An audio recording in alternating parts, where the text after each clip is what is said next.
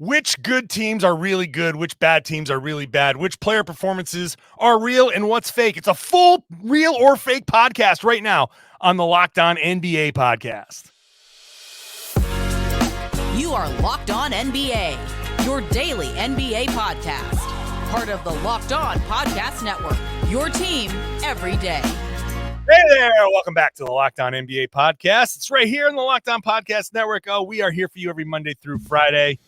Rotating hosts, that means on Wednesdays when it lands on us, we got it here. John Karalis of the Locked On Celtics podcast. Find me on Twitter at John_Karalis. And I'm Jake Madison, host of the Locked On Pelicans podcast on Twitter, X, whatever you want to call it, at NOLA Jake. We get the most interesting nights in the NBA. Always get something. Even when it's nothing, we get something. It's election day. And hopefully people went out and voted. I voted in my local. I did. Two questions, one special election and one ballot question, but just filled in two circles and I voted, did my thing. So hopefully people went out there and did that. These are important ones. These little ones in the middle are important. But the NBA does a nice thing. They don't play on election day. So we came up with, we do our real or fake every Wednesday. It's a thing we do in one segment. Let's do it for all three segments. All the real or fakes. The whole real or fake, every real or fake. And today's real or fake is brought to you by FanDuel. Make every moment more. Right now, new customers get $150 in bonus bets with any winning $5 money line bet. That's $150 if your team wins. Visit FanDuel.com/lockedon to get started. Third Nailed segment. It. Thank you. Thank you. First try. Yeah. Right? Totally. No one saw the redo, or me reading our sponsors off a couple minutes in.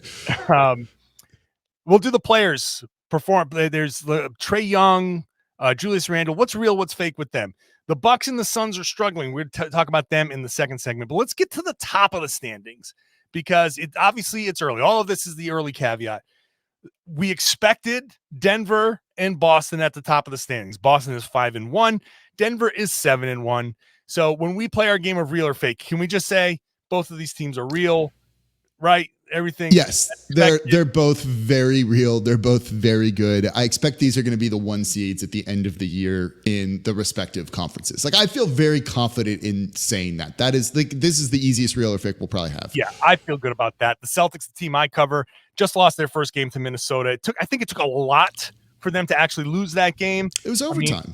It was overtime. Anthony Edwards went crazy. No Derek White. Drew Holiday had a bad game. Kristaps Porzingis had a bad game, and they still went to overtime against the best defense in the NBA. So that's just a testament to how good they are.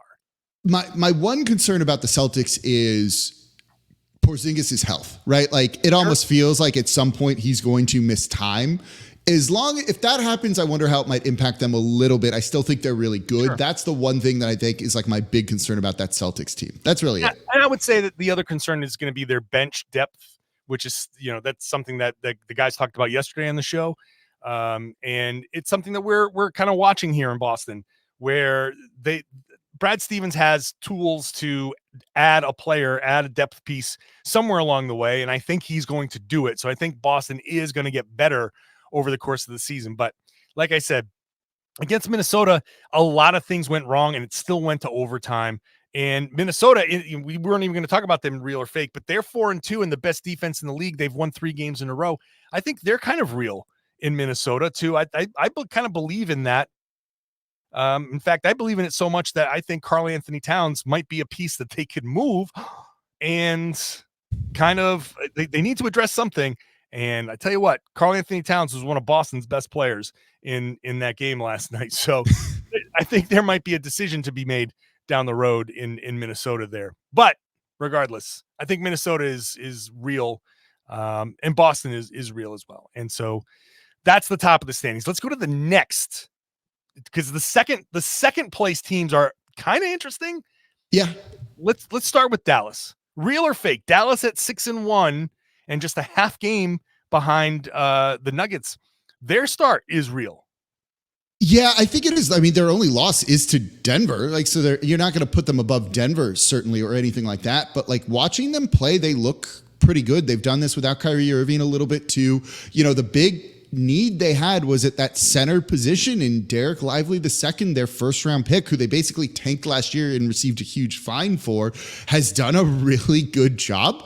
Like, he's outperforming what he's done at Duke, and that was maybe really the missing piece for them. You have Kyrie Irving on his best behavior. That seems to be a little bit important too. Luka Doncic is playing at an MVP level.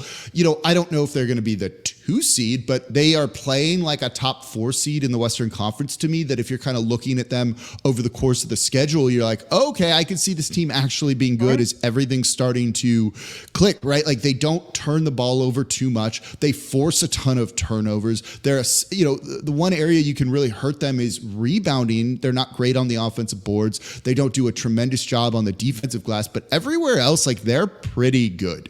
They're ripping threes. They're making threes, which is also important.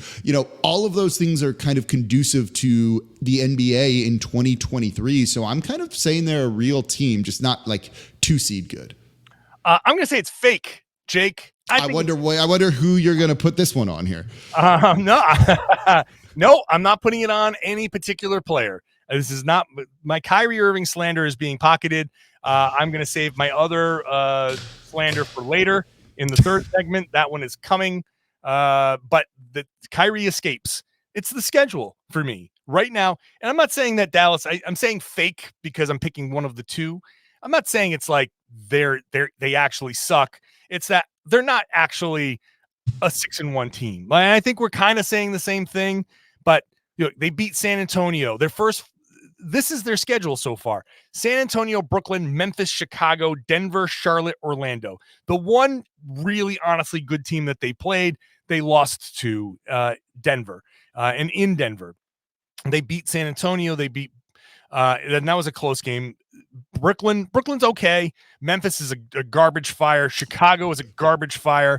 Charlotte, that was a tough game. Charlotte's up and down, but not great. Orlando is promising. I like Orlando, but they're kind of a middle of the road team. So these are all teams that Dallas should be. If we're looking, even with Dallas's kind of issues, if we were going to go to start the season and say Dallas is going to start 6-1, I could look at that schedule and go like, yeah, this is exactly kind of how I think it would go.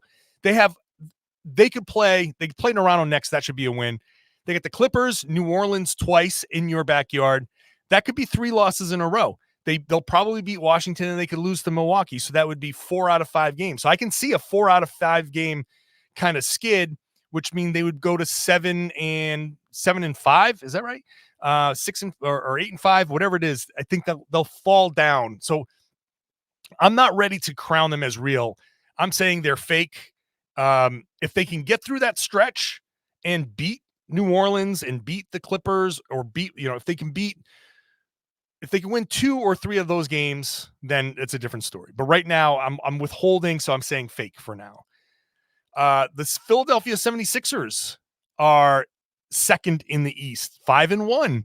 They are sporting a plus 13.2 point differential. They've won 5 in a row. Jake, the Philadelphia 76ers, real or fake at number 2? Yeah, I'm saying real. I actually really like this team right now. And it really hinges on Tyrese Maxey and him kind of becoming a star player. He's looking like an all-star right now. He's playing awesome. He attacks the basket, gets to the line, and also rips a ton of threes and is shooting 44% this season. Like, he's averaging 25 and a half, over 7 assists, 4.5 rebounds, and over 3 made threes per game. Like, this dude is playing fantastic basketball right now.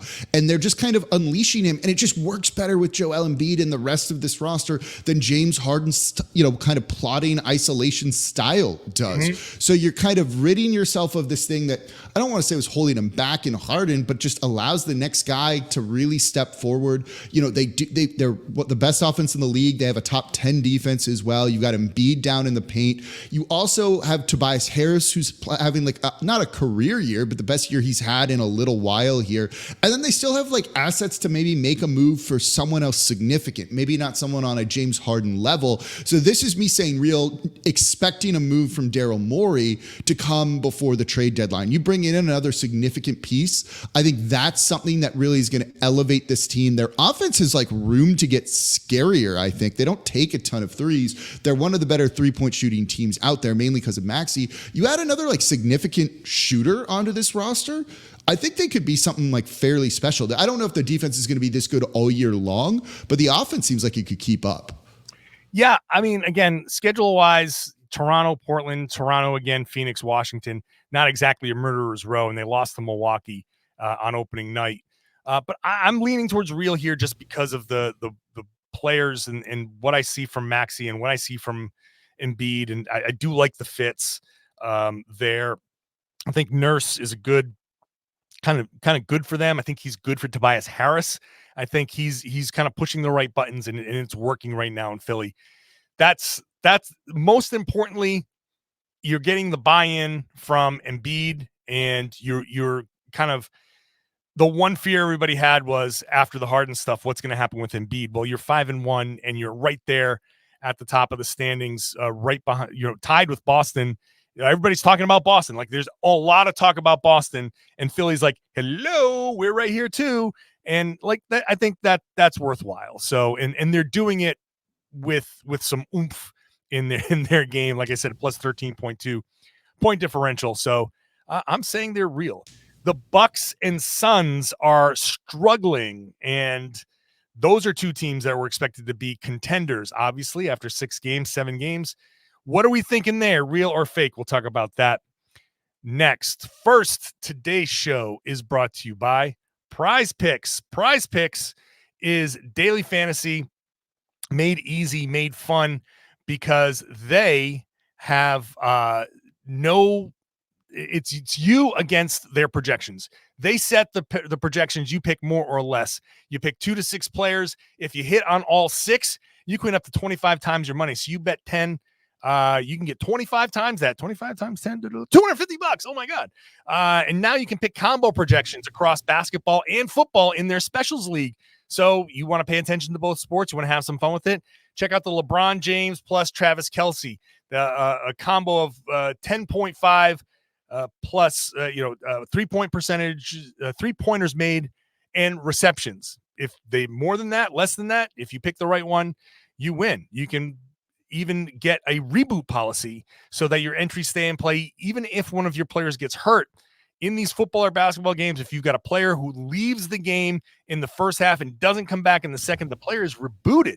And Prize Picks is the only daily fantasy sports platform with an injury insurance policy. So you got all the talking points right there, all the big things that make Prize Picks better than any other daily fantasy game. So check it out. Go to prizepicks.com/LockedOnNBA, prizepicks.com/LockedOnNBA. Use the code LockedOnNBA. You get a first deposit match of up to $100. It's worth it. Locked On NBA, the promo code at prizepicks.com/LockedOnNBA for a first deposit match up to $500.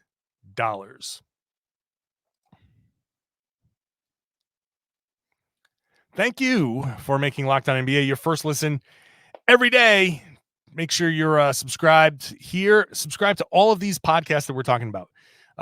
We talked about the Mavs, Locked On Mavs, Locked On Sixers.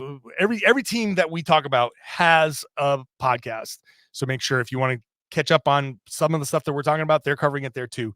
So go check that out. All right, Jake. What's the Prize Picks projection for drinks Nick Angstad, host of Locked On Mavs, is going to have with me on Saturday, because he's coming to visit me in New Orleans? Ooh, more or less than, I'm going to say 8.5. 8.5. 8.5. Yeah. Well, what's your day going to be like? You're going to an event in the morning? And yeah, then we're going to have something in the morning. Then we're going to have like dinner. We're going to go out. I'm hopeful he'll be able to make it to the game on Sunday for Pelicans Mavs that you were talking about earlier. 18.5. There you go. That's more like right. We'll see if he hosting the show here next week on Thursday. He's going to need a sub. All right, let's get to the next set here. The Milwaukee Bucks come out at 4-2, only a game behind Boston. It's early. We shouldn't even be talking about games behind, but they're at a negative point differential. They're one of the worst defensive teams in the league. They spent some time there at the absolute bottom defensively. Real or fake, Jake? Milwaukee is going to be a bad defensive team all year and sit there somewhere, not fighting for the top, but fighting for a middle seed. Yeah, I think that's real. Like, I don't buy this defense at all. I think this is, you lost Drew Holiday and you replaced him with Damian Lillard. And I get that, like, Dame's a better player, but Drew Holiday is one of the best defenders in the league. He's maybe arguably the best point of attack guard defender there is out there. He can defend bigs too and everything. Losing him, like, I get you've got to make that move because it appeases Giannis and all of that, but losing Drew Holiday, I think, is just something that really is going to end up hurting them with everything. And so without him in there, you see the defense is really struggling, right? You know, Chris Middleton isn't what he once was. He misses a ton of time. You know, you still have Brook Lopez anchoring that defense down low, but he's on the older side of things. Is he going to be able to keep up what he's been doing for these past couple of years? Or is this just kind of everything catching up to this team all at once? And it really feels like it might be, and it might show you how integral Drew Holiday had been to their success for the past couple of years. Like, they're going to be okay. They're not going to be out of the playoffs or anything like that. Giannis is still Giannis, but man, it's right now, at least it's looking like losing Drew Holiday is pretty rough on them. Yeah. I'm also going to say that losing Mike Budenholzer is pretty rough on them. That, and they don't That's do a great that point. deal. They don't do that move without Giannis's blessing.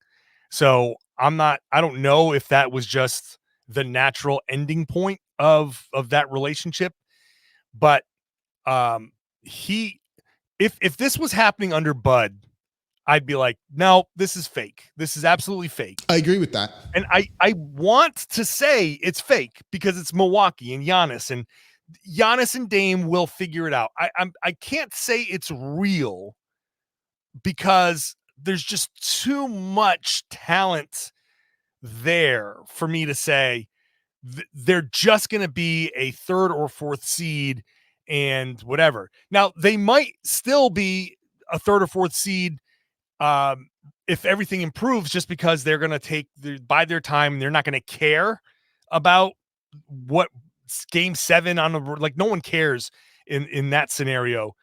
But I can't come out and just say, oh, it's fake. And it may not be fully real either, but without Budenholzer and familiarity to lean on, and by bringing in a rookie head coach, okay, he's a guy who's bounced around. He's seen the NBA a lot. It's different being in that seat, but you know, Adrian Griffin, I'm giving him the benefit of the doubt. I think he could be pretty good, but losing Terry Stotts before, like, that was weird. That was weird. And just a rookie head coach with a team that's like going for it is like a little nerve wracking. Like, that's a lot of pressure, right? Like, sure. Look, even at the Celtics last year with Joe Mazzulla, right? There was a lot of heat put on him and a lot of like growing on the job. And, you know, could that have held them back a little bit here and there at times? And does that make a difference, right? And it probably does in this situation. Sure, that definitely does. But he got to put his staff together, Adrian Griffin did. And he knew going in, he gets to sit down with his players. And yeah, we'll see Middleton, that situation is huge. And they need to figure out, like, what are you going to get from some of these bench guys that might be kind of past their expiration date. Like, there's no doubt that they have things to figure out. But I can't get past, like, Terry Stotts was there for a reason.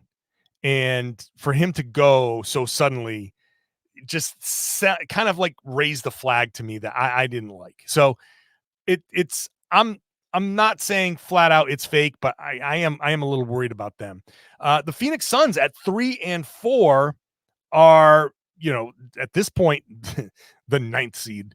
Okay, they're 3-4, but the West is so good that starting 3-4 puts you like being 3.5 games back, even in November. You're like, oh, that's 3.5 games you got to make up on teams at the top that you're like, I'm not so sure that those teams are going to give up a lead.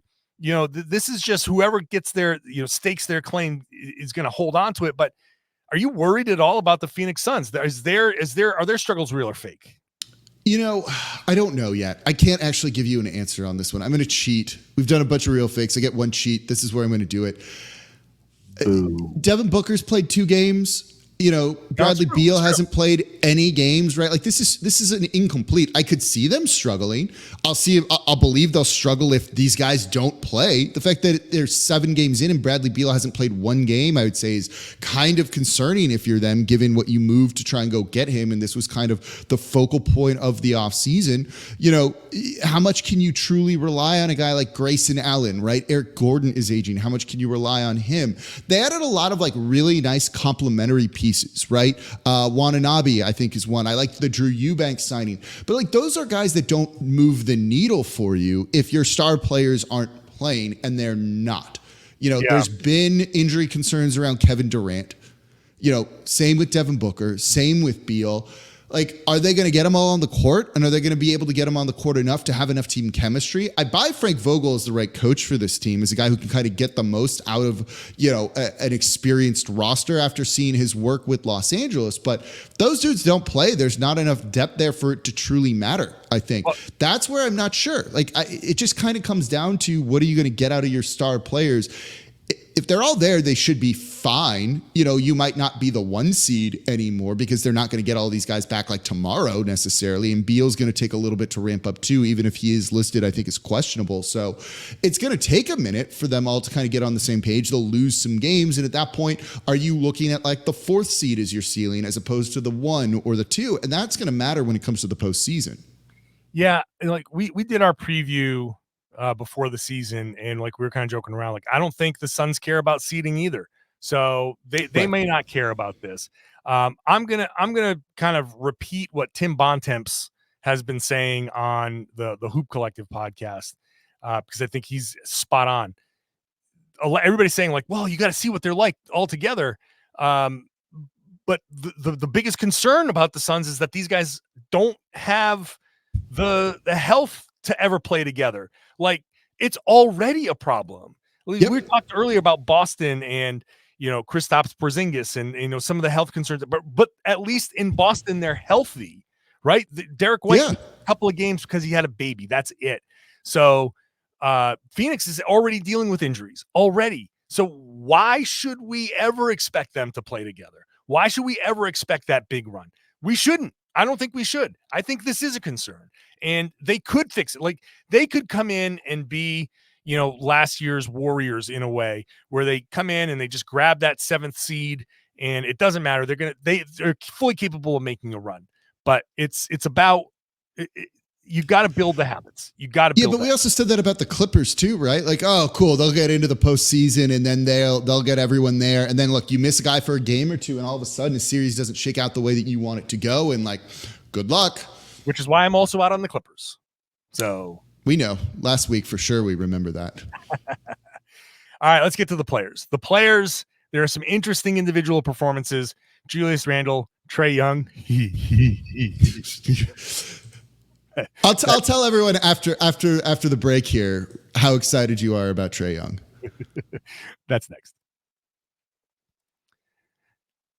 Today's show is brought to you by our good friends over at FanDuel. Go to FanDuel.com/lockedon. You've been wondering, hey, should I join FanDuel?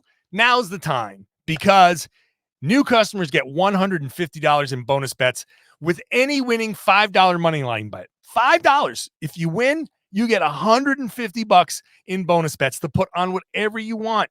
You can bet the spreads. You can bet player props. You can bet over-unders. Tons of stuff. You can build parlays. There's plenty of stuff that you can do on that FanDuel app, which is very good. Everything that you want there. Very easy. If you're just interested in just the information of who's favored and different kind of player props, the movement on those, so you can kind of see where the betting lines are thinking players are going to go. We're talking about all this real or fake. The betting lines are a great indicator of what people feel is real and what people think is fake. So go check it out. FanDuel.com/lockedon. FanDuel.com/lockedon. Get this NBA season going. If you're an NFL fan, go ahead, kick off this NFL season. It's an official partner of the NFL. Just ask you, take advantage of the tools that they have at FanDuel. They have all the tools to set yourself up, set your limits, and please gamble responsibly. All right, Jake, let's wrap this up. Trae Young talk all the time because you love him. And as we were planning this show out in text messages throughout the day, John's like, we are talking about Trae Young in the third segment. We are talking about Trae Young in the third segment. Why do you want to talk about Trae Young in the third segment, John? Well, Trae Young is struggling a little bit from the field, we'll say. Now, he's averaging just about 22 points. It's less than he's averaged since his rookie year. He's shooting 33.6% from the field, 27.3% from three. So I'll ask myself the question, John, real or fake? Trae Young's shooting is a problem. Well, John, that's real because Trae Young's not a good shooter. I'll ask you this, Jake. How many times we're now in his 6th season. So in 5 full seasons, how many times has Trae Young reached league average in effective field goal percentage? Effective field goal percentage being weighted to adjust for 3-pointers. Yeah, I'm assuming one time. It's one Twice? time. Yeah. Once in 21-22 when his effective field goal percentage was 53.6%. Jake, how many times has his 3-point percentage hit league average or better in 5 seasons? Twice. Are you looking at his stat page? It's No. I know it. He had one good year. It's both of his All-Star years, I think. He's both of his All-Star years. Yeah. In the first All-Star year at 36% is just a tick above league average. And he had one shooting year which will qualify as good, 38.2% from 3, and that effective field goal percentage of 53.6, which was like a 1% higher. He has a history, a 5-year history of not being a good shooter. He is a dangerous shooter. He, if is unguarded, and this is, almost as good, but if you're going to be the star player who's leading your team to a championship, which Trae Young is supposed to be, you're not supposed to be a dangerous shooter. You're supposed to be a good shooter. If the dangerous shooter is the guy that you have to guard, the number 2 or the number 3 player that's like, hey, at least you got to guard him and he occupies space and he can hold the corner if you space the floor. But he is not a good shooter.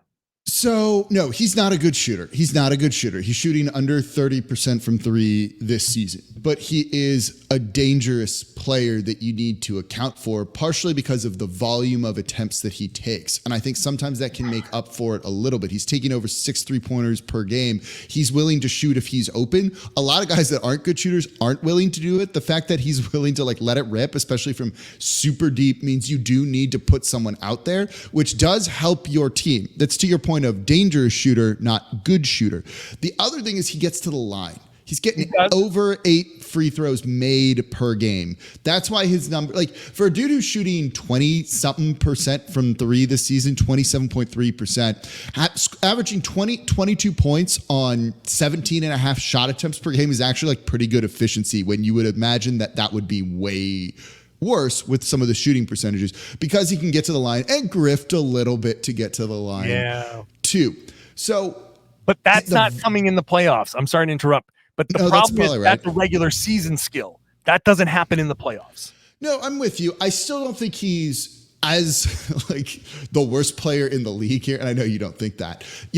I'm higher on him than you are, but I get your argument for why. I think the volume from 3 and his reputation as a 3-point shooter, even if it's undeserved, he has court gravity. That opens things up. That's why you're seeing Dejounte Murray playing so well, some of these other guys playing so well too. They have a winning record. He's not going to be leading them to a title, but he's good enough to get them a little bit further in the playoffs. That one season where they made the run to the conference finals, I think it was, right? And then looked somewhat competitive in there, was so fluky. They caught the Knicks at the right time. They caught an injured, I forget what team they played next in that one. And it was like, oh, look at them. They weren't that good that season. And they just went further than they did because they just had the right path in the playoffs to it. That really kind of, I think, elevated everyone's opinion about this team that probably shouldn't be that high. Yeah, no, for sure. And I've already talked about how I hated their attitudes the year after that, and that completely turned me off. We talked about them. What was it? The conference finals. Yeah, hold on. I want to look at that team here. But Trae, look, go ahead. Trae is a tremendous passer, right? He leads. He's at 10.4 assists. He's not your number one. He's not the number one player, but he thinks he is, and he carries himself that way. And I appreciate the confidence, but he is not a number one. He's a number 3.